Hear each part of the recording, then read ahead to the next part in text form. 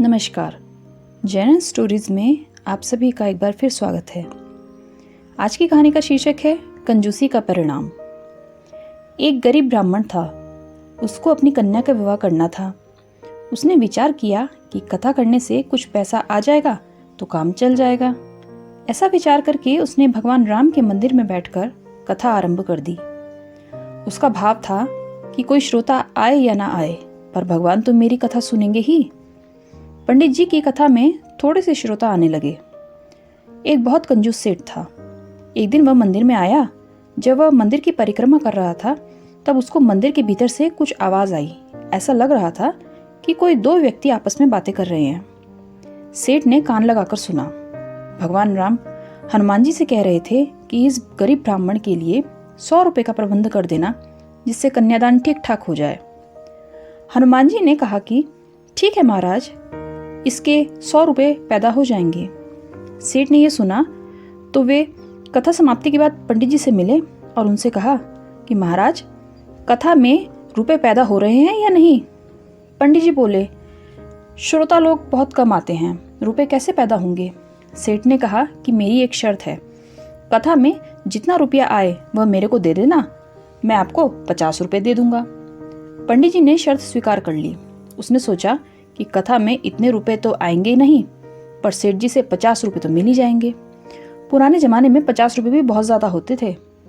इधर सेठ की नीयत यह थी कि हनुमान जी भगवान की आज्ञा का पालन तो जरूर करेंगे और पंडित जी को 100 रुपए जरूर दिलाएंगे। वे 100 रुपए मेरे को मिल जाएंगे और 50 रुपए मैं दे दूंगा, तो बाकी के 50 रुपए मेरे पैदा हो जाएंगे। जो लोभी आदमी होते हैं वे सदा रुपयों की ही बात सोचते हैं। इसलिए भगवान और हनुमान जी की बातें सुनकर भी सेठ में भगवान के प्रति भक्ति उत्पन्न नहीं हुई, उल्टे उसने लोभ को ही पकड़ा। कथा की पूर्ण आहुति होने पर सेठ पंडित जी के पास आया। उसको आशा थी कि आज 100 रुपए भेंट में आए होंगे। पंडित जी ने कहा कि भाई, आज तो भेंट बहुत ही थोड़ी सी आई, बस 5-7 रुपए ही आए हैं। सेठ बेचारा क्या करे। उसने अपने वायदे के अनुसार पंडित जी को 50 रुपए दे दिए। लेने के देने पड़ गए। सेठ को हनुमान जी पर बहुत गुस्सा आया कि उन्होंने पंडित जी को 100 रुपए नहीं दिए और भगवान के सामने झूठ बोला। वह मंदिर में गया और हनुमान जी की मूर्ति पर घुसा मारा। घुसा मारते ही सेठ का हाथ मूर्ति से चिपक गया। अब सेठ ने बहुत जोर लगाया पर हाथ नहीं छूटा। जिसको हनुमान जी पकड़ ले वह कैसे छूट सकता है। सेठ को फिर आवाज सुनाई दी। उसने ध्यान से सुना। भगवान हनुमान जी से पूछ रहे थे कि तुमने ब्राह्मण को 100 रुपए दिलाए कि नहीं।